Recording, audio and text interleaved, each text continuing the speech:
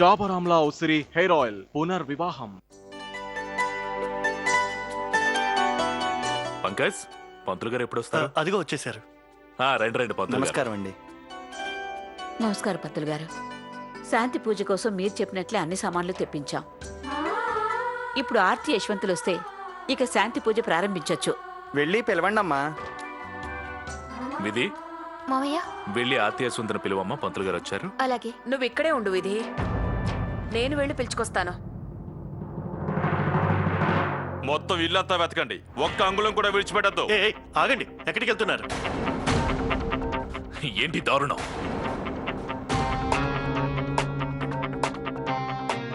మీరు ఒక మినిస్టర్ అని నాకు తెలుసు, కానీ ఇలా ఒక సంఘంలో గౌరవం ఉన్న వ్యక్తి ఇంటికి వచ్చి నా అనుమతి లేకుండా నా ఇంటిని సోదా చేసే అధికారం ఎవరిచ్చారండి మీకు? గౌరవం? మిమ్మల్ని మీరు గౌరవం ఉన్న వ్యక్తి అనుకుంటున్నారా? మీకు జరిగిందంతా తెలియడానికే చెప్తున్నాను. మీ కొడుకు కోడలు డాన్స్ చేసే వాళ్ళ వేషాలు మార్చి మా ఇంటికి వచ్చారు. వేషాలు మార్చి రావడంతో పాటు మా కూతుర్ని కూడా ఎత్తుకెళ్ళిపోయారు.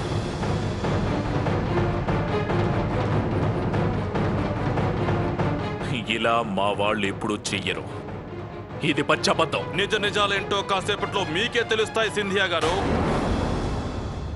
ఒక్కసారి మీ కొడుకుని కోడల్ని పిలిచి మా ముందు అడగండి వాళ్ళని, ఏది నిజమో ఏది అబద్ధమో.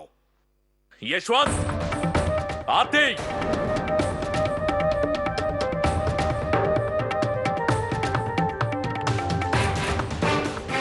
మావయ్య గారు ఎందుకంత కోపంగా ఉన్నారు?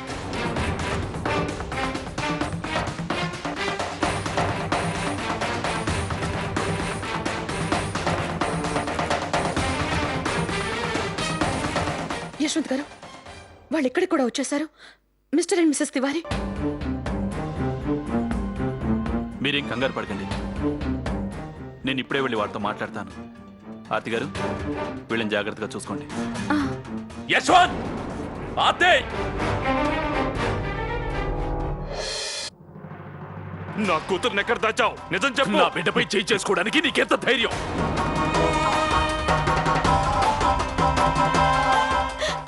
నేను మీకు చేతులు జోడించి అడుగుతున్నాను, ఇక్కడ రక్తపాతం సృష్టించొద్దు. నా భర్తని నా బిడ్డని క్షమించండి.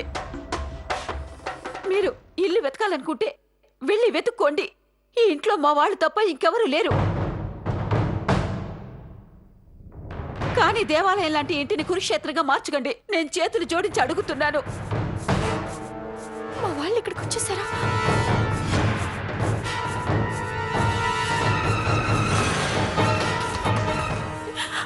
కునాల్, మమ్మీ డాడీ ఇక్కడికి వచ్చేసారు. మన పెళ్లి జరగనివ్వరు, మనల్ని ఎలాగైనా విడతీస్తారు. కానీ మనం విడిపోయి మాత్రం బతకలేం.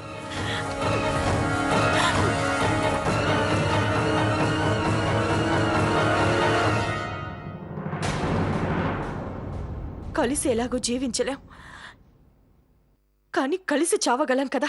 నీలం, నీలం ఏం చేస్తున్నావు? ఆగు, ఇలాంటి పిచ్చి పని చేయకు. ఆయన ఎలాగైనా వాళ్ళు నొప్పిస్తారు. వదిన, వదలండి. అమ్మ నాన్న మా పెళ్లికి ఎట్టి పరిస్థితుల్లో ఒప్పుకోరు. నీలం వద్దు, ప్లీజ్ మమ్మల్ని చావనివ్వండి. నీలం, నిజం చెప్పకపోతే ఇక్కడ రక్తం ఏరులై పారుతుంది. ఈ ఇంటిని మొత్తం తగలబెట్టేస్తాం. ఇక ఇదంతా ఆపండి ప్లీజ్.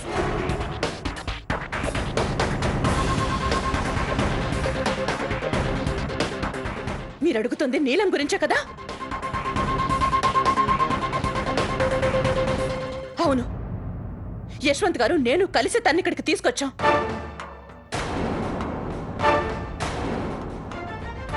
అలా అయితే ఇద్దరు ప్రేమికుల్ని కలపొచ్చని. ఆ కోపంతో మమ్మల్ని కాల్చి చంపాలనుకుంటే చంపేయండి. కానీ అలా చేసినంత మాత్రాన మీ కూతురు మీకు దక్కుతుందని మాత్రం అనుకోకండి. నువ్వు చెప్పాలనుకున్నదేంటో సూటిగా చెప్పు. నీలమిప్పుడు ఈ లోకంలోనే లేదు.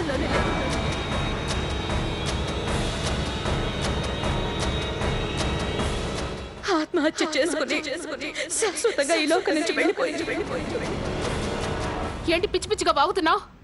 అవును అవును, నీలం కునాల్ ఇద్దరు విషం తాగారు. ఇప్పుడు వాళ్ళిద్దరు ప్రాణాలతో లేరు.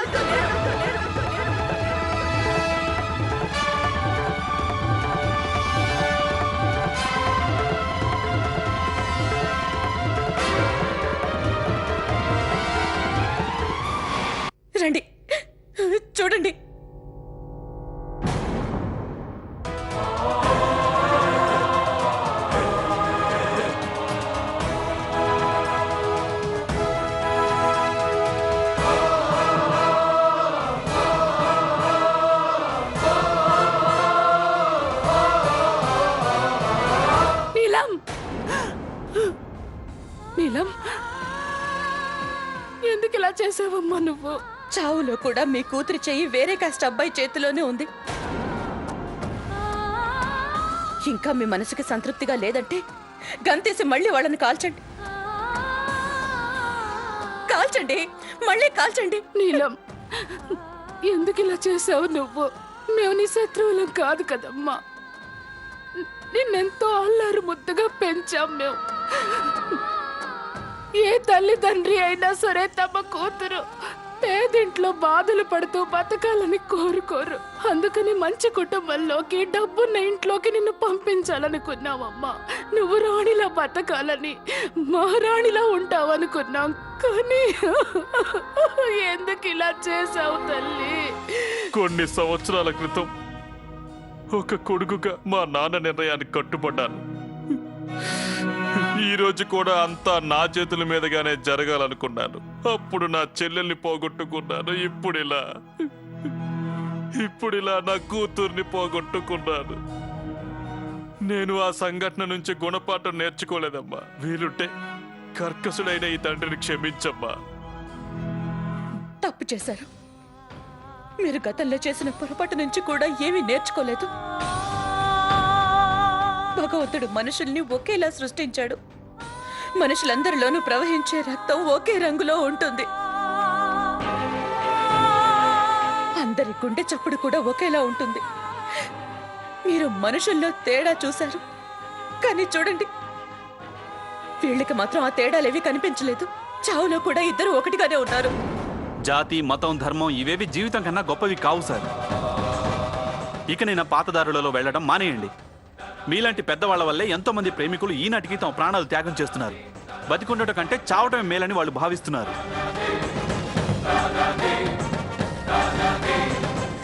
ఒకవేళ మీరు గనక మీ కూతురి మనసుని అర్థం చేసుకుంటే, తన ప్రేమని అర్థం చేసుకుంటే, అప్పుడు కుణాల్ని కూడా అర్థం చేసుకునేవాళ్ళు. ఇప్పుడు మీ కూతురు ఇలా జాతి, మతం అనే తేడాల వల్ల ప్రాణత్యాగం చేయాల్సి వచ్చేది కాదు. యశ్వంత్ ఆర్తిలు మా కళ్ళు తెరిపించారమ్మా. ఒకవేళ మాకు ఒక్క అవకాశం దొరికినా నీ మీద ఒట్టేసి చెప్తున్నా నీలం, నీ పెళ్లి కునాలతో తప్పకుండా జరిపిస్తాను. దేవుడు మా మీద దయతో నా కూతురికి సంతోషం పంచే మరో అవకాశం ఇస్తే బాగుండు. ఎలాగైనా దేవుడు నాకు ఆ అవకాశం ఇవ్వాలి. ఎలాగైనా. నీలం, నువ్వంటే మాకెంత ఇష్టమో తెలుసా? భగవంతుడిని ఎప్పుడు వేడుకుంటాను, ప్రతి జన్మలోనూ నువ్వే నాకు కూతురిగా పుట్టాలని. భగవంతుడా, నేను ప్రమాణం చేసి చెప్తున్నాను, వచ్చే జన్మలో మాత్రం మేము ఈ తప్పులు చెయ్యం. వచ్చే జన్మలో నా కూతురు ప్రేమని తనకి దూరం చెయ్యను. నీలం, అమ్మా, ఒక్కసారి కళ్ళు తెరువమ్మా. ఒక్కసారి మీ అమ్మతో మాట్లాడమ్మా. నీలం, ఒక్కసారి కళ్ళు తెరువమ్మా. నీలం,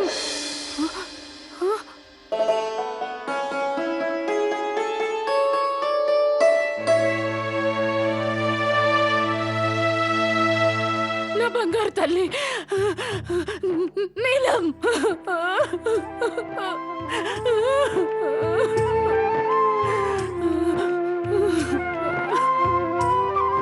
భగవంతుడు నా మొర ఆలకించాడు. నా బిడ్డ బతికే ఉంది. నీలం, నేను బానే ఉన్నాను మా. డాడ్ నాకేం కాలేదు. నేను ప్రాణం తీసుకోవాలని ప్రయత్నించాను, కానీ ఆ రోజు యశ్వంత్ అన్నయ్య, ఈరోజు ఆర్తి వదిన నాకు సర్ది చెప్పారు. జీవితం అనేది చాలా విలువైందని, మన కోసం, మన వాళ్ళ కోసం బతకాలని. సొంత వాళ్ళని పోగొట్టుకున్న బాధ కేవలం వాళ్ళకు మాత్రమే తెలుస్తుంది. ఎవరైతే సొంత వాళ్ళని కోల్పోతారో వాళ్ళు చనిపోయినట్టేనని. నేను చనిపోయిన తర్వాత కుణాల్ ప్రాణాలతో ఉండడు, ఇద్దరం చనిపోతాం. అయినా మీరు, డాడీ, నువ్వు కుణాల్తో నా పెళ్లి జరిపించడానికి ఒప్పుకోలేదు కదా. అందుకేమో అందుకోసమే నేను ఇదంతా చేయాల్సి వచ్చింది. ఆర్తి వదిన సలహా ప్రకారం ఇలాగైతేనే మీ కళ్ళని తెరిపించొచ్చని. నన్ను క్షమించండి.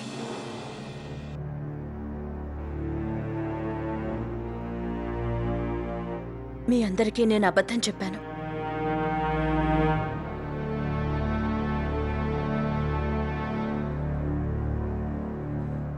క్షమాపణ మేము మిమ్మల్ని అందరినీ అడగాలి. మీరు నా కూతురు ప్రాణాల్ని నిలబెట్టడానికి ప్రయత్నించారు, కానీ మేము మీ ప్రాణాలకి ప్రమాదం తలపెట్టాలని చూసాం. నేను కూడా మిమ్మల్ని అందరినీ క్షమాపణ అడుగుతున్నాను. ఇలా మీ ఇంటికొచ్చి పూజకు విఘాతం కలిగించి మిమ్మల్ని అందరినీ దోషులుగా భావించినందుకు. సింధియా గారు, మీ కొడుకు కోడలు ఇద్దరు కేవలం మా నీలం ప్రాణాలను మాత్రమే కాపాడలేదు, మాకు కూడా కొత్త జీవితాన్ని ఇచ్చారు.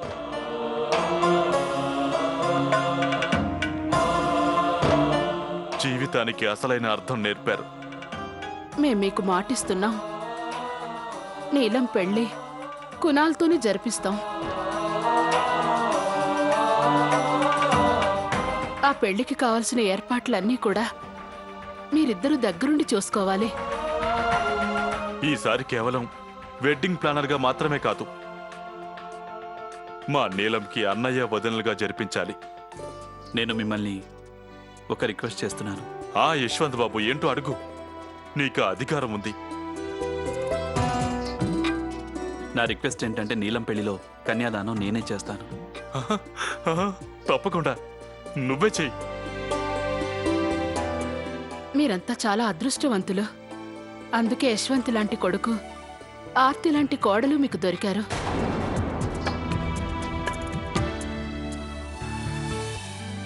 ఎస్, మా అన్నయ్య వదిన గ్రేట్.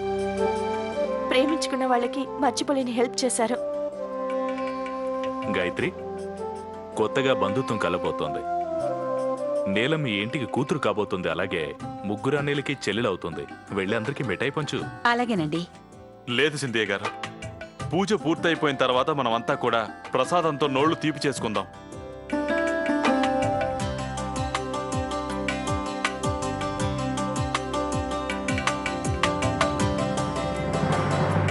గంగే చ జమునే చైవ గోదావరి సరస్వతి నర్మదా సింధు కావేరీ జలాస్మిన్ సన్నిధిం కురు. ఓం అపవిత్రో పవిత్రో వా యథావస్థాగతోపి వా యస్మరే పుండరీకాక్ష ఓం ఆభ్యంతరః శుచి. ఓం పునాతు ఓం పునాతు ఓం పునాతు.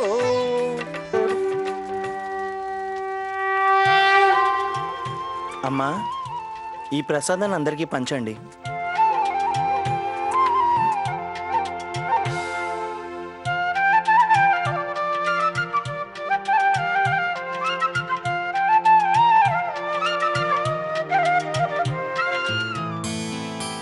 అందరూ గుర్తుంచుకోండి, మీరంతా కూడా నీలం కుణాల పెళ్లికి తప్పకుండా రావాలి. అలాగే.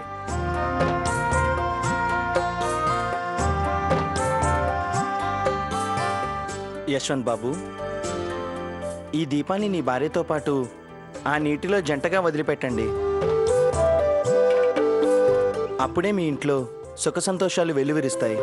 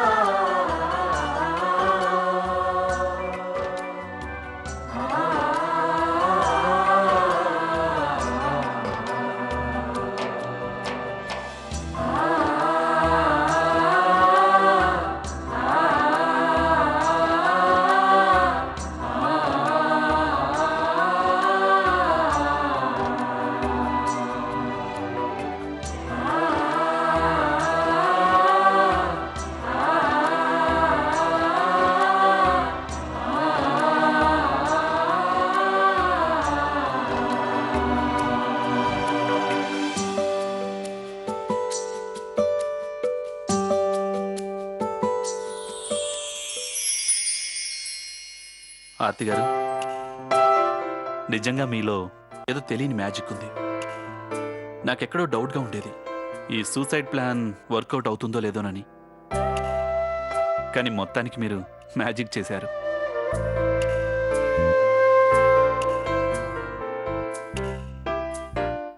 ఈ మధ్య నా మీద కూడా ఎవరి మ్యాజిక్కో పనిచేస్తోంది యశ్వంత్ గారు.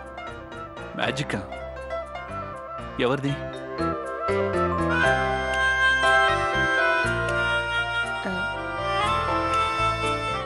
వెదర్లోనే ఏదో మాయందనిపిస్తోంది. ఏంటి, వెదర్లోనా? Excuse me.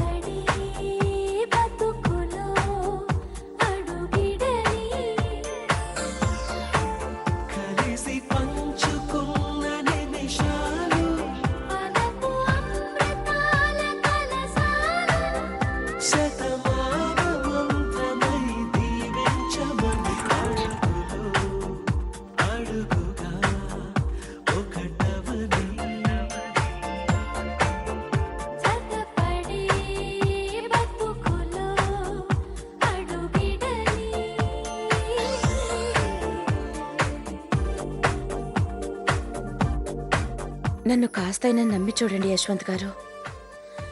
నేను నా మ్యాజిక్తో మాయ చేసి పోగొట్టుకున్న మీ సంతోషాల్ని వెనక్కి తీసుకొస్తాను. మిమ్మల్ని గతంలో తాకి వెళ్ళిన ఆనందాల్ని, మీరు కోల్పోయిన ప్రేమని, రెండింటిని మీ భార్యగా నేను తిరిగి తీసుకొస్తాను.